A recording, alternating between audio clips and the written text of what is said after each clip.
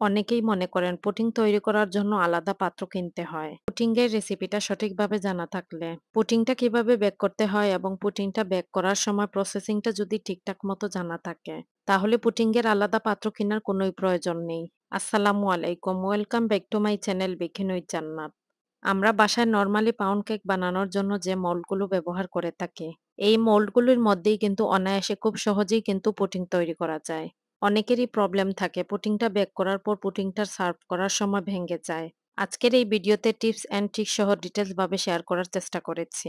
আশা করব ভিডিওটা স্কিপ না করে সম্পূর্ণ ভিডিওটা দেখার জন্য অনুরোধ করব। কথা না বাড়িয়ে চলুন তাহলে রেসিপিটা শুরু করা যাক। চুলার মধ্যে একটি হাঁড়ি বসিয়ে ১ লিটারের মতো তরল দুধ নিচ্ছি। আমি এখানে বাজার থেকে কেনা তরল দুধের প্যাকেটটা ব্যবহার করেছি। আপনারা চাইলে ফ্রেশ গরুর তরল দুধটাও এখানে ব্যবহার করতে পারেন। চুলার মধ্যে দুধটা বসানোর পর যখন দুধের মধ্যে বলকটা চলে এসেছে, ওই মুহূর্তে একটি স্প্রে চুলারের সাহায্যে তরল দুধগুলো আমি এভাবেই কন্টিনিউ নাড়াচাড়া করতে থাকবো, যতক্ষণ না পর্যন্ত দুধটা ঘন হয়ে না আসছে। অনেকেরই কাছে দুধটা ঘন করে নেওয়া কিছুটা সময় সাপেক্ষ মনে হতে পারে।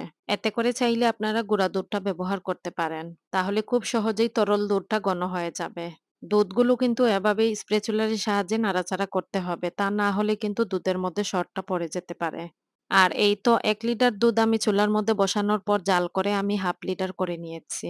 দুধগুলো চুলা থেকে নামিয়ে কন্টিনিউ নাড়াচাড়া করে ফ্যানের নিচে ঠান্ডা করে নিব। চুলা থেকে দুধগুলো নামানোর পর ফ্যানের নিচে যদি দুধগুলো এভাবেই রেখে দেন নাড়াচাড়া না করে, তাহলে কিন্তু দুধের উপরে অনেক ভারী একটা সর পড়ে যাবে। চুলা থেকে দুধগুলো নামিয়ে দুধগুলো পুরোপুরি ঠান্ডা করে একটা সাইডে রেখে দিয়েছি।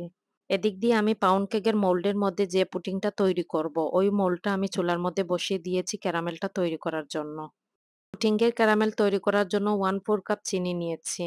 চিনির সাথে ৩ টেবিল চামচ পানি দিয়েছি।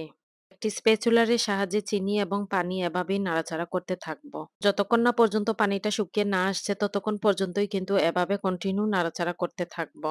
আর চুলার জালটা আমি শুরু থেকেই মিডিয়াম রেখেছি। আর যখনই ক্যারামেলের কালারটা আসা শুরু করেছে ওই পর্যায়ে আমি চুলার জালটা অফ করে দিয়েছি। আর ক্যারামেলের কালার আসার সাথে সাথেও যদি চুলার জালটা অফ না করে এভাবেই চুলার উপরে রেখে ক্যারামেলটা নাড়াচাড়া করতে থাকেন, তাহলে চুলার তাপে এবং পাত্রের গরমে কিন্তু ক্যারামেলটা তিতা হয়ে যাবে। চুলার তাপে এবং পাত্রের গরমে আমার অলরেডি ক্যারামেলের কালারটা চলে এসেছে।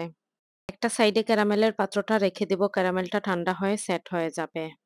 এদিক দিয়ে পুটিনের মিশ্রণটা তৈরি করার জন্য ক্লিন একটি বাটি নিয়েছি। পুটিনের জন্য বড় সাইজের ৪টি ডিম নিয়েছি। পুটিনের জন্য অবশ্যই রুম টেম্পারেচারের ডিমটা ব্যবহার করবেন। এতে করে পুটিংয়ের রেজাল্টটা ভালো আসবে। হাফ কাপ চিনি থেকে ৩ টেবিল চামচ চিনি উঠিয়ে নিয়েছি। আপনারা যদি মিষ্টির পরিমাণটা বেশি খান সেক্ষেত্রে হাফ কাপ চিনি এড করে নিবেন। যেহেতু আমি মিষ্টির পরিমাণটা কম খাই সেক্ষেত্রে হাফ কাপ চিনি থেকে কিছুটা চিনি উঠিয়ে রেখেছি। চিনি এবং ডিম একটি কাঁটা চামচের সাহায্যে খুব ভালো করে ফেটিয়ে নিচ্ছি যাতে করে চিনির দানাদার ভাবটা না থাকে। আর এই তো ডিমের সাথে চিনিটা খুব ভালো করে ফেটিয়ে নেওয়া হয়ে গেছে।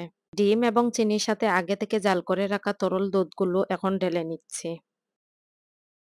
ডিম, চিনি এবং দুধ সবকিছু একসাথে নিয়ে খুব ভালো করে একটি স্প্যাচুলারের সাহায্যে মিক্স করে নিচ্ছি। আগে থেকে তৈরি করে রাখা ক্যারামেলের পাত্রের মধ্যে পুটিনের মিশ্রণগুলো ঢেলে নিচ্ছি। একটি ট্রের মধ্যে ফুটন্ত গরম পানি নিচ্ছি। আর এই ফুটন্ত গরম পানির উপরে পুডিংয়ের মোল্ডটা বসিয়ে দিব। ট্রের মধ্যে ৪ ভাগের ১ ভাগ পানি দিয়েছি। আর এই পুডিংটা আমি মাইক্রো ওভেনে বেক করে নিব। সেম প্রসেসে কিন্তু ইলেকট্রিক ওভেনেও পুডিংটা বেক করে নিতে পারবেন। আপনাদের বাসায় যদি মাইক্রো ওভেন অথবা ইলেকট্রিক ওভেনটা না থাকে তাহলে চুলায়ও কিন্তু পুডিংটা তৈরি করে নেওয়া যায়। ১৮০ ডিগ্রিতে মাইক্রো ওভেনে ৪০ মিনিটের জন্য বেক করে নিয়েছি।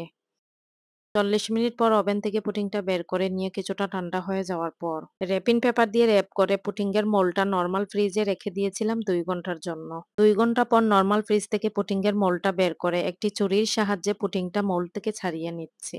ওভেন অথবা চুলায় পুডিংটা যদি তৈরি করেন, পুডিংটা বেক হয়ে যাওয়ার পর পুডিংয়ের ভাপটা সরে গেলে নরমাল ফ্রিজে ২ থেকে ২.৫ ঘন্টার জন্য পুডিংটা রেখে সেট করে নিবেন। এতে করে পুডিংটা ঢেলে নেওয়ার সময় কিন্তু পুডিংটা ভেঙে যাবে না। মোল্ড থেকে পুডিংটা সার্ভিং ডিশে ঢেলে নেওয়ার পর সামনাসামনি দেখতে পুডিংটা এতটা প্রিটি ছিল কি আর বলবো। আর এই তো দেখতেই পাচ্ছেন খুবই সহজে তৈরি হয়ে গেল পাউন্ড কেকের মোল্ডের মধ্যে পুডিং। যারা মনে করেন পুডিংয়ের মোল্ড আলাদা কিনে তারপর পুডিংটা তৈরি করতে হয়, আশা করব আজকের এই ভিডিওটা আপনাদের জন্য অনেক উপকারে আসবে। খুবই কাছ থেকে আপনাদেরকে দেখিয়ে দিচ্ছি পুডিং এর ভিতরের অংশটা কতটা স্মুদি ছিল। আর পুডিংটা খেতেও কিন্তু খুবই দুর্দান্ত ছিল। মুখে দেওয়ার সাথে সাথেই কিন্তু মিলিয়ে যাচ্ছিল। আজকের এই ভিডিওটা আপনাদের কাছে কেমন লেগেছে অবশ্যই কমেন্ট করে জানাবেন। আজকের মতো এখানেই বিদায় নিচ্ছি। কথা হবে নেক্সট কোনো ভিডিওতে। আল্লাহ হাফেজ।